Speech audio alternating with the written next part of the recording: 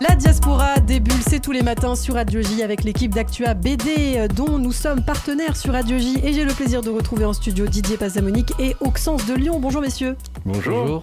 Alors on va commencer par vous Didier, toujours on commence par vous Didier. Aujourd'hui vous allez me parler d'un génie. En tout cas je cite vos mots. Ah oui, c'est vraiment un génie, vraiment trop discret. Il s'agit d'un des piliers de Fluide Glacial, ce journal d'humour sans H et de bande dessinée en un mot, créé par Gottlieb, ce cher ami Gottlieb, qui a remarqué Gaussens dès ses premiers dessins parus dans Pilote, le journal de Goscinny. Et c'est un gars bizarre ce Gaussens. Figurez-vous que Ilana, c'est un spécialiste de l'informatique, un enseignant-chercheur à l'université de Paris 8, un matheux quoi. Et puis il faut voir sa tête. Et c'est l'un des premiers pionniers français à travailler sur l'intelligence artificielle. Et c'est ce gars-là qui fait des blagues dans Fluide Glacial depuis 1977. C'est non seulement un dessinateur génial, parce qu'il faut vraiment regarder ses dessins, quoi.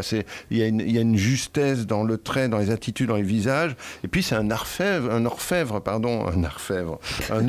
de l'absurde, connu pour des titres comme La vie d'Einstein, une perle graphique en 2 tomes, les 3 tomes de l'encyclopédie des bébés, et puis La route vers l'enfer, très inspiré par le cinéma. Et donc là, son œuvre paraît en intégrale. Absolument, 6 volumes des aventures de Georges et Louis, dont le premier vient de paraître.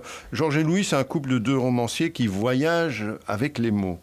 Georges et Louis, c'est une réflexion sur ce qu'est le génie, l'inspiration, la démarche artistique, la gestion du temps de la narration, le facteur de notoriété, bref, la littérature comme introduction à la psychologie de bazar. C'est brillant, c'est savoureux, c'est absurde. Gaussens, en dépit de son nom belge, c'est pas moi qui me plaindrai de ça, la Belgique j'aime bien. Arrêtez ce prosélytisme permanent. Voilà, c'est ça. C'est un des plus extraordinaires humoristes français de notre temps. Cette intégrale est vraiment le moment de le découvrir. Et donc c'est Georges et Louis par Daniel Gaussens. Gaussens, donc il faut le prononcer. Fluide Glacial. C'est un nom flamand. Merci beaucoup Didier Passamonique. Alors aujourd'hui, Auxence, c'est un peu particulier puisque vous allez nous parler, vous, non pas d'une bande dessinée, mais d'un webtoon. Alors on en a déjà parlé dans cette chronique. Est-ce que vous pouvez nous en dire quand même un petit peu plus pour rappeler aux auditeurs ce que c'est ?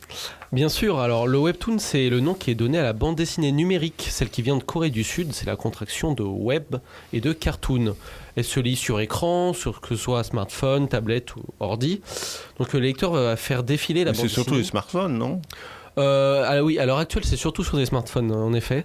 Donc en fait, ça se lit verticalement avec le doigt. Il faut scroller, comme on dit, pour découvrir l'histoire case par case. Donc c'est à l'origine la firme coréenne Naver qui produit la plupart des webtoons et qui s'est importé. Donc en France, on peut lire des webtoons sur Webtoon France, qui est la déclinaison ici de Naver. Mais on trouve aussi plein d'autres plateformes pour lire du webtoon, comme Isneo, Dailytoon, Toomix, etc. Vous savez qu'aux États-Unis, ça fait 15 millions de lecteurs et ça a produit cette année 100 millions de dollars de chiffre d'affaires. C'est un marché énorme. Hein. Ouais. C'est énorme, oui. Ça commence tout juste en France. Bon alors du coup, vous avez choisi, Auxence, de nous parler de Soma, de Pierre Castel et Thalys Hélène. Alors pourquoi ce webtoon ? Alors j'ai choisi celui-là parce que pour ActuBD, je suis amené à chroniquer pas mal de webtoons et celui-là m'a vraiment marqué. C'est le spécialiste du webtoon chez ActuBD. Spécialiste S-Webtoon. Donc on va y suivre le jeune Artem qui est membre des Anacrons, une sorte de caste. Donc il est issu de l'échelon le plus bas de la société verticale, donc qui se plie bien au format du webtoon. Donc ils sont dépendants d'une énergie vitale qui s'appelle le soma et qui permet de créer une sorte de puissance démesurée de façon temporaire pour ceux qui la consomment. Donc c'est comme si c'était pas suffisant, il y a aussi les titanides, des monstres gigantesques qui sont légendaires et qui menacent de faire disparaître la civilisation. Donc c'est à Artem, le jeune homme aux grandes qualités physiques et intellectuelles, que revient la mission de les traquer. Donc ce système de défilement vertical dont vous nous parliez, ça a un véritable intérêt aussi pour le récit. Oui, tout à fait, puisque par exemple là, dans une société verticale, on peut voir que les riches se situent en haut, les pauvres en bas. Ça marche aussi avec l'environnement, par exemple. On va voir la ville en haut, les égouts plus en bas, donc en défilant, on découvre vraiment une sorte de monde en réalité. C'est la topologie au fond. C'est vraiment, ils reprennent la typologie de la vie pour l'appliquer sur le webtoon. C'est ça, exactement, et ça fonctionne vraiment à merveille. Et donc les 3 premiers épisodes sont gratuits, en tout cas si on veut s'y plonger. Merci beaucoup Auxence de Lyon. Soma, donc par Pierre Castel et Thalys Hélène, Webtoon Factory. Merci messieurs. Eh bien je vous retrouve très bientôt sur Radio J.